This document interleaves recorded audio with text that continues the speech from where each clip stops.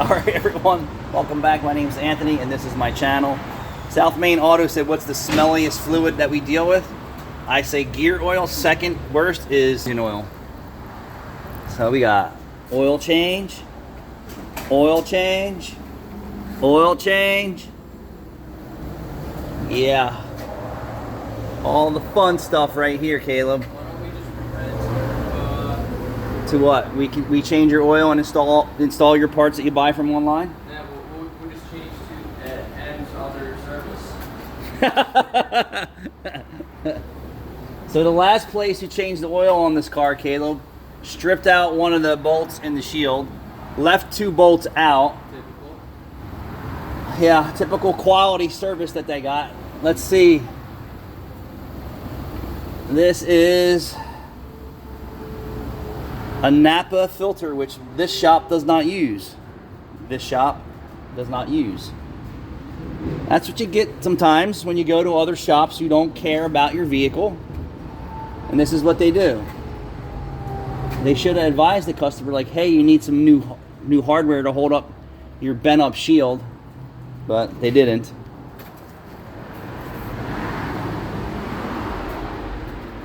Yeah, so South Main Auto did a video about the smelliest fluids. Gear oil, burnt antifreeze. What else? Super stinks. I think gear oil and trans Burnt trans fluid. Yeah, burnt trans fluid stinks. Used engine oil stinks. Yeah, but I don't mind the smell of used engine oil. You know? No. It's got a little gasoline in it. I like it. I think gear oil and burnt trans fluid are So what oil are we going to use in this car? Well, if the customer doesn't tell us that he wants to use a better blend, he's going to get what the manufacturer recommends. O20. So that would be this car. 3.7 quarts of O20. That's a bad move. Caleb will tell you. This is my motor. So the next oil change will be getting Valvoline Restore and Protect. And why do you ask? Because the dealership gave them overextended oil change intervals, and they have oil consumption on their 60,000 mile vehicle. How about that? If they would have came here for regular maintenance, they wouldn't have oil consumption. Nope. Our stickers say 3,000 miles, and if you don't follow that prescription, you have engine problems because you're overextending your oil, you're on your own. You can take O20 and have good success if you change it every 3,000 miles. Yeah, but you have to change it. You every have 3,000 to. miles, especially if you have a turbo. That's what happened here. They didn't change their oil every 3,000 miles. They waited for the 10,000 mile OCI light. So when I checked the oil on that, it was only about a half quart low. She's in tune and they top. Okay. So, once we teach them and make them aware of it, we have a handful of customers that actually are maintaining the issue because now they're aware of it. If they went to the Jiffy Lube or Valvoline or Take 5 or They would have Pepboy, no idea. they would have no idea. They'd be like, yep, you need an engine. And they're going, you need an engine. Yeah, I'm going to get 20 hours of labor time. Or you're going to go buy a new car and then I'm not going to see it for 3 or 4 years. Yep. And then you're going to have the same problem again. Yep. Yeah. All right.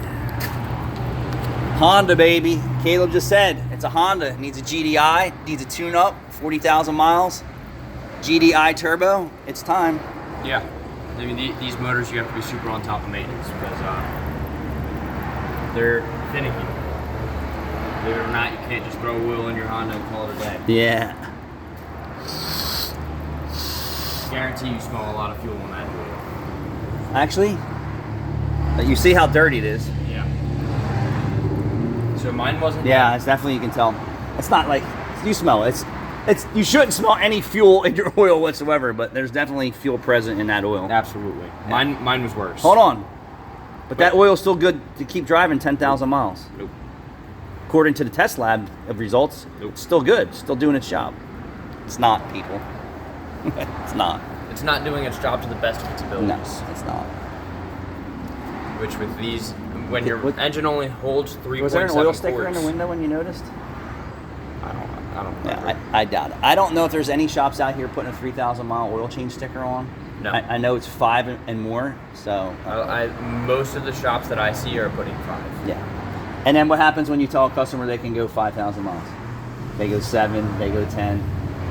You tell them 3, sometimes. And then Sometimes they stick to 3. Then they ignore the oil sticker, and then they wait for the maintenance require light to come on, and then by then they're down to like 2 quarts of oil, and Especially on this motor. I need an oil change because my engine's tapping. Yeah, you need a little bit more than that. This motor only calls for 3.7. Yeah, and that's bad. 3.7 quarts with fuel dilution, high fuel dilution, and I'm going to tell you by the color of this oil, that's not 3,000 miles. Well, I'm going to tell you. It's not a diesel, so I can tell you that it's definitely not 3,000 I'm miles. gonna tell you based off the customer, he's not driving the shit out of this either. You don't have to. He's probably, well, yeah, but that's my point. Like, I had way worse fuel dilution than this. And Yeah, I'm not. and you drive it. I mean, I'm not beating Yeah. the living crap out of it, but I'm having fun in the Yeah. car that I bought to have a little fun. The reason why oil evaporates, because there is evaporating oil, and then there's oil consumption, and then a lot of these engines have both when you have overextended oil changes. That is from the fuel mixing with the oil, because now it is not the same product you put in your car. Yep. So the gasoline will actually break it down, and then once it becomes a vapor with blow-by, it will go through the crankcase ventilation system and right out the tailpipe. And that's why I went with the thicker oil in my car. You're I'm so running- smart, Caleb. running 530 in the same motor. We don't use Oh, O20 in anything of our own personal vehicles, even if it calls for it. It'll cut back on fuel dilution, cut back on blow-by. Yeah. And You got it. keep going over. What else am I doing over here? I'm multitasking. I got so many oil changes over here. I don't know what to do with myself.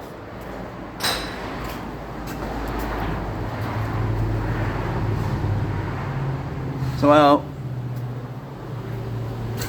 this is I'm tracking my air conditioning jobs for the year, Caleb. What's the score? It looks pretty miserable. How many is retail? 3, 4? I don't even think we're in the AC business anymore. 1, 2, 3. Well, was this retail? Oh, this was just the recharge. just a not recharge. mix. I remember that. Yeah. So 2 retail and 1 wholesale. Well, because That's pretty sad for. this is retail. Is it? Yeah. Because then we Okay. had the evaporator core fittings on the the Accord, Yeah. Well, or that was technically wholesale, wasn't it? nah, it was retail pricing. So this would be our 4th AC job since April, since the weather changed. Yep. And it's June. It's pretty dismal. Yeah. I ain't got no reasons for it. I got 4 AC signs outside on the digital.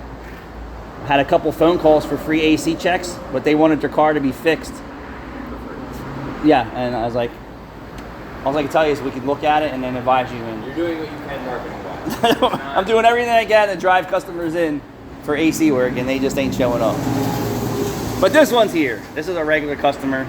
They want the rear brakes replaced. They want the AC diagnosed. Ooh. It is a little low, and I'm wondering if it's just hitting the low pressure cutoff, and that's why I heard it's cycling and then stop. Interesting. Try to charge it up and find if there's a leak. Yeah. I don't think this has ever been serviced by us, so Probably just evaporated over time. thanks for watching, everyone.